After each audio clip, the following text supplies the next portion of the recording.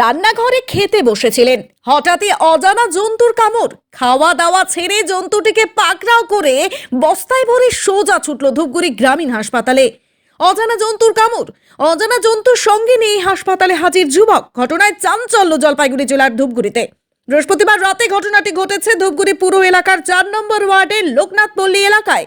জানা গিয়েছে, লোকনাথ পল্লী এলাকার যুবক ভীম রায় পরিবারের সকলের সাথে রাতের খাবার খেতে বাড়ির রান্নাঘরে বসেছিলেন। সেই সময় আচমকাই তার হাতে একটি অজানা জন্তু কামড় বসিয়ে দেয়। যুবকটি সঙ্গে সঙ্গে অজানা জন্তুটিকে বস্তাবন্দি করে ফেলেন। এরপর তিনি আহত অবস্থায় বস্তাবন্দি করে হাসপাতালে আসেন। সেখানে তার প্রাথমিক চিকিৎসার ব্যবস্থা করা হয়।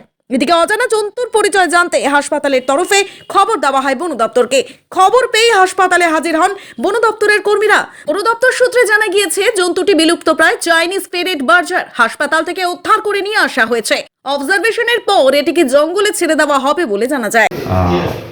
একটু আগে একজন পেশেন্ট এসেছিল আননোন বাইট নিয়ে, তো ওরা বলছে একটা বন্যপ্রাণী কামড়েছে এবং বস্তায় করে ধরে এনেছে।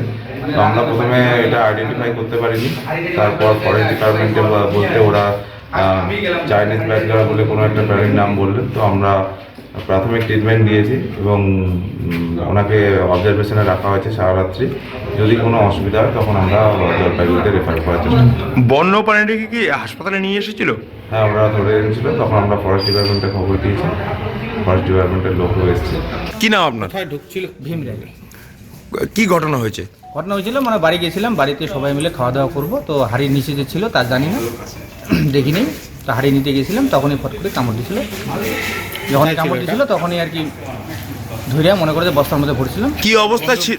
কোন জায়গায় ছিল এই প্রাণীটি? বাড়িতে রান্না করে। এর আগে কখনো ঢুকছিল এরকম প্রাণী? না, এরকম দেখিনি বাড়িতে। আপনার নাম? ভীম রায়। কোথায় বাড়ি? বাড়ির ৪ নম্বর ওয়ার্ড, বামদিগুড়ি ৪